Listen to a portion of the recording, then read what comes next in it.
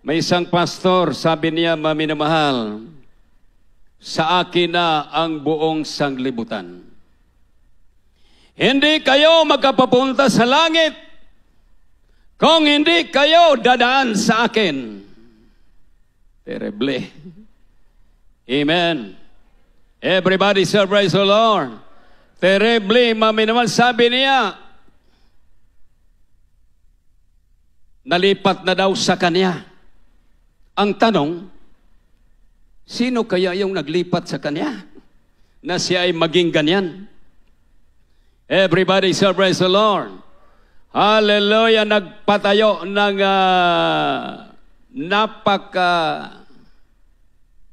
laki na dome sa buong daigdig o sa Pilipinas, 80,000.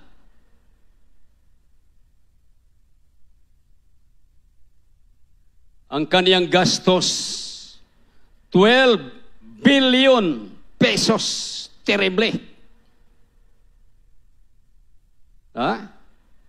Paano kaya niya na-raise yung amount, maminamahal? Ito ang sikreto. Yung mga abroad ay puntahan niya. Sabihin niya, ang lahat na ninyong kinikita, ibibigay ninyo sa Diyos. Wala nang natira. Yung mga abroad, pag-uwi, walang pera. Wala. Bakit? Nandoon sa kanyang kingdom. Everybody say praise the Lord. Nagkaroon siya ng kaso, terribling kaso. Ngunit sa atin, hindi tayo mag-judge. Bahala ng mahal na Panginoon. Iwas na tayo dyan. Everybody say praise the Lord. Palakpakan po natin ang ating mahal na Panginoon. Praise God. Dahil sa kanyang kaningningan. Hallelujah. Ang kanyang puso ay nagmamataas. Dahil sa kanyang kagandahan. Sabi ng Diyos, ipinahamak kita. Ang iyong karunungan dahil sa iyong, praise the Lord, aking inahagis ka sa lupa, aking inilagay ka sa harap ng mga hari, upang kanilang masdan ka.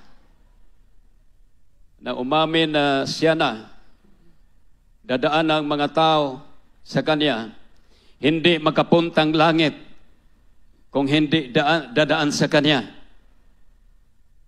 Kawawa mo naman, nandoon na sa himas-himas na ng rihas. No, kawawa. Napahamak siya dahil sa kanyang kaningningan. Terribly ang kanyang parang sa buong daigdig, kilalang kilala talaga siya. Hindi basta-basta yun. No? Ngunit tayong lahat ay pasalamatan natin ang ating mahal na Panginoon. Tinuruan tayo sa karapat-dapat na pagtuturo. Tinuruan tayo, hallelujah, na umasa tayo hindi sa tao, bagkus sa Diyos. Nga naglikha, hallelujah, sa langit at lupa, mga minamahal. Everybody say praise the Lord. Hallelujah. Yung mga witness nandyan na, kompleto na lahat. Sa isip ko, sabi ko, nadaya talaga siya. Ulitin ko ang verse 17. Ang iyong puso ay nagmataas dahil sa iyong kagandahan. Minsan mag-preach siya, binabanatan ang malapastor. Terrible. Ating malapastor, hindi po siya gumanti. Tahimik lang siya. Pinabayaan lang niya ang Diyos. Yun ang nangyayari. Palagpakan natin ating mahal na Panginoon. Everybody say praise the Lord. Hallelujah, hallelujah. Yung ibang mga grupo, binanatan rin ng ating mahal na Panginoon. Yun, umuna na sa langit. Praise God. Hallelujah, praise the Lord. Everybody shall praise the Lord. Hallelujah. Isaiah chapter 14, verse 12 up to 14. Kindly, praise the Lord. Praise the Lord. Sa aklat ng Isayas, Kabanata 14, ang talata ay 12 hanggang 14. Ano't nahulog ka mula sa langit o tala sa umaga, anak ng umaga, paanong ikaw ay lumagpak sa lupa? Ikaw na siyang nagpahina sa mga bansa. 13. At sinabi mo sa iyong sarili, ako'y sasampa sa langit, aking itataas ang aking luklukan sa itaas ng mga bituin ng Diyos, at ako'y upo sa bundok ng kapisanan sa mga kaduluduluhang bahagi ng hilagaan. 14. Ako'y sasampa sa itaas ng mga kaitaasan ng mga alapaap. Ako'y magiging gaya ng kataas-taasan. Praise God. Hallelujah. Praise the Lord. Hallelujah. Paanong ikaw ay lumagpak sa lupa? Ikaw na siyang nagpahina ng mga bansa. At sinabi mo sa iyong sarili, ako'y sasampa sa langit. Aking itataas ang aking luklukan sa itaas ng mga bituin ng Diyos. At ako'y uupo sa bundok ng kapisanan sa mga kaduluduluhang bahagi ng hilagaan. Ako'y sasampa sa itaas ng kaitaas-taasan ng mga alapaap. Ako'y maging gaya ng kataas-taasan. Terrible ang binitiwan na deklarasyon ni Lucifer. Gusto niyang lampasan pa ang ating dakilang Diyos. Ngunit hindi po siya nagtagumpay. Everybody shall praise the Lord. Bakit magtagumpay siya? Na nilalang lang siya ng Diyos, nilikha lang siya ng Diyos. Ang mahal na Diyos na nagbigay sa kanya ng kapangyarihan, nagbigay sa kanya ng otoridad, bagkos, hallelujah, siya po ay nagmayabang, mga minamahal. Yun ang nangyayari sa kanya. Palakpakan po natin. Everybody shall praise the Lord. Everybody shall praise the Lord. Hallelujah. Ang sinabi ni Satanas, sabi niya, sasampa, ako'y sasampa sa kataas-taasan ng mga alapaap, ako'y magiging gaya, maparihas siya. Everybody shall praise the Lord. Palakpakan po natin ang ating mahal na Panginoon. Dahil sobra ng pera, mga minamahal, nandyan na sa Kanya. Praise the Lord, lahat. Kawawa naman, mga minamahal, praise the Lord. Siguro, kapag mapatunayan na totoo yung mga kaso laban sa Kanya, praise the Lord, hallelujah, mga 300 years doon sa kulungan. Di basta-basta. Pinahiya talaga sa ating mahal na Panginoon. Kung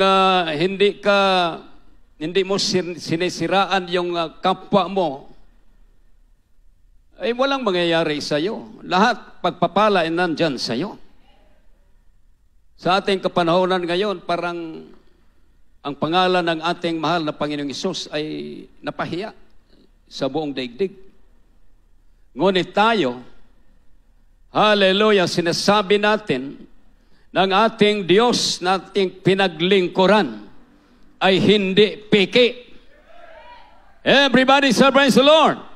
Ang ating Diyos makapangyarihan sa lahat, nandyan sa Kanya, mga minamahal. Everybody shall praise the Lord. Lucas chapter 10 verse 18. Praise the Lord. Praise the Lord. Sa aklat ng Lucas, Kabanata 10, ang talata ay 18. At sinabi niya sa kanila, nakita ko si Satanas na nahuhulog na gaya ng lintig mula sa langit. Amen. Praise God. Sinabi niya, nakita ko si Satanas na nahulog gaya ng lintik mula sa langit. Nakita niya si Satanas na nahulog gikan sa langit. Mga minamahal, everybody say praise the Lord. Parehas sa kilat. Amen. Ibig bang sabihin, bago pa niya nakita yon? Hindi po. Sinabi lang ng ating mahal na Panginoon na siya ang Alpha at ang Omega, siya ang simula, siya din ang katapusan. Everybody say praise the Lord. Hindi ibig sabihin na bago lang niya nakita. Billion years din ang nakaraan, nakalipas. Sinabi niya yun upang maniniwala tayo na siya ang Alpha at ang Omega. Siya ang naglalang sa lahat ng mga bagay. Amen. Siya ang naglalang kay Satanas lahat na kanyang mga angheles, mga minamahal. Ang mahal na Panginoong Diyos ang gumawa niyan, mga minamahal. Hallelujah, Colossus. Praise God, hallelujah. Verse 16. 1:16, kindly, praise the Lord. Praise the Lord. Sa aklat ng mga taga-Kolosas, Kabanata 1, ang talata ay 16. Sabagkat sa Kanya nilalang ang lahat ng mga bagay sa sangkalangitan at sa sangkalupaan, na mga bagay na nakikita at ang mga bagay na di nakikita, maging ang mga luklukan o mga pagsakop o mga pamunuan o mga kapangyarihan, lahat ng mga bagay ay nilalang sa pamagitan niya at ukol sa Kanya. Verse Amen. 17. Sa 17, at siya'y una sa lahat ng mga bagay, at ang lahat ng mga bagay ay nangabubuhay dahil sa Kanya. Palakpakan po natin ating dakilang Diyos. Praise the Lord. Sapagkat sa Kanya, nilalang ang lahat ng mga bagay. No? Siya naghimo sa tanang mga butang. Amen. Mga butang o kalangitan o kayutaan. Mga butang nga makita sa mga mata. O mga butang nga dili makita sa mga mata. O sa mga trono o mga pamunuan o mga kapangyarihan, lahat ay nilalang sa pamagitan niya at ukol sa Kanya. Walang ibang naglikha, walang ibang naglalang, kundi ang ating dakilang Diyos. Mga bagay na hindi nakikita, praise God. Maraming mga bagay na hindi nakikita sa ating mga mata, mga minamahal. Yung mga anghel, kung hindi sila magpakita, hindi talaga natin makikita. No, yung testimony kanina, nagulat siya. Alin sa kanya, tatama yung, ano ba yun, bakal ba yun? Ngunit, nabigla, may talaga na parang, may pumipigil. Bakit yan? Yun ang mga bagay na hindi natin nakikita. Na handang-handa na tumutulong sa atin. Everybody say praise the Lord. Mga bagay na hindi nakikita o mga bagay na nakikita. Yun ang gawa ng Diyos upang ipahiwatig sa bawat isa sa atin na siyang Diyos na makapangyarihan sa lahat. Walang ibang Diyos. Hallelujah. Walang ibang madadaanan natin papuntang langit. Hindi taga Davao, mga minamahal. Praise the Lord, hallelujah. Ang totoong Diyos na naglikha sa langit at lupa, yon ang magdadala sa atin sa langit, hallelujah, sa buhay na walang hanggan, hallelujah, na inilaan ng Diyos, praise God, sa bawat isa sa atin, mga minamahal. Pinagpala tayo. Bakit? Mayroong umaalalay sa atin. Yung testimony sa ating beloved brother, mga minamahal, nahulugan siya ng mixer. More or less 650 kilos. Ang bigat. Oh? Di po basta-basta yun, mga minamahal. Tingin sa doktor yung hindi pa siya nasore. Bali-bali ang kanyang mga buto. No? Ngunit narinig niya ang isang boses na sumakay ng kabayo o karwahe ng Diyos, mga minamahal. Bigla siyang nakaroon ng lakas. Kaya na niya buhatin yung mixer. No? Pinalakas siya ng ating dakilang Diyos. Ipinakita niya ng Diyos sa kanya. Praise the Lord, na nandyan ang ating mahal na Panginoon. Buhay na buhay, handang tumulong, mga minamahal. Everybody shall praise the Lord. Yun ang ating Diyos na pinaglingkuran. Si Satanas, siya po ay nagkasala. Ang kanyang original na pangalan, Lucifer. Yung nagkasala na siya, Satan na ang kanyang pangalan. Yun ang binabanggit ng mga tao sa sanlibutan ito. Konti lang diferensya, wala na. Wiris-wiris ng bunganga. Minsan yung mga bata, marinig ko, maminaman, sabi ko, saan man yung binanggit ninyo? Saan man yun? Yun ang binabanggit sa mga tao sa buong daigdig sapagkat siya po ay makapangyarihan. Everybody shall praise the Lord. Bagkos ang kanyang kapangyarihan ay walang kwenta sa harapan ng Diyos. Everybody shall praise the Lord. Hallelujah, mga minamahal. Salamat sa ating mahal na Panginoon. Praise the Lord. Sa mga oras na ito, praise the Lord, may Diyos na naglikha sa mga bagay na hindi natin nakikita. Special ang kanyang banal na presensya. Hallelujah, kapag madama natin, umiikot sa ating kapaligiran, ang kanyang banal na presensya, iyon ay gawa, hallelujah, ng ating mahal na Panginoong Diyos. Mga minamahal, praise the Lord. Basahin ko uli, mga minamahal.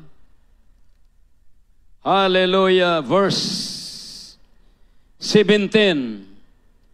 At siya'y una sa lahat ng mga bagay, at ang lahat ng mga bagay ang nangabubuhay dahil sa Kanya.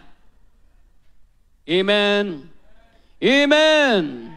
Siya ang una sa lahat ng mga bagay. At siya ang ulo ng katawan sa makatuwid bagay, ang iglesia, na siya ang pasimula, ang panganay sa mga patay, upang sa lahat ng mga bagay ay magkaroon siya ng kadakilaan. Purihin ang ating mahal na Panginoon. Ginawa niya ang kanyang iglesia. Jesus Church, mga minamahal. And I say also unto thee, that thou art Peter, upon this rock I will build my church, and the gates of hell shall not prevail against it. Ginawa niya ang kanyang iglesia. Pinakaswerte ka. Tinawag ka. Inilagay ka sa kanyang banal na iglesia, mga minamahal. Walang sinabi ang Satanas sa iglesia na ito. Hindi magtatagumpay, praise God, ang ating malapastor, nagpatunay, hallelujah, ng ating mahal na Panginoon ay palaging sumasa Kanya. Ang ating mahal na Panginoon palaging sumasabay sa Kanya. Nandyan ang Kanyang kapangyarihan. Ulitin ko po, pinakaswerte po tayo. Nilikha niya, ninalang niya ang kanyang banal na iglesia. 300 o 30 AD, ginawa ng Diyos ang kanyang iglesia sa bundok sa Olibo, kasamang mga apostoles. Hanggang ngayon, maminamahal, praise the Lord, dumadami. Naging millions, hallelujah, praise the Lord, mga kapatiran, na dumadalo sa banal na gawain sapagkat nakikita nila na nandyan ang kapangyarihan ng ating mahal na Panginoon. Awitan po natin ating mahal na Panginoon. Wala na po tayong oras, mga minamahal. Hallelujah, hallelujah, praise the Lord. Ginawa niya ang lahat ng mga bagay. Bagay na makikita, mga bagay na hindi makikita. Handang-handang tumulong sa atin, mga minamahal, sa oras ng kagipitan o sakuna. Nandyan ang tulong, hallelujah, ng ating dakilang Diyos. Praise God, praise the Lord, hallelujah. Awitan natin ating mahal na Panginoon.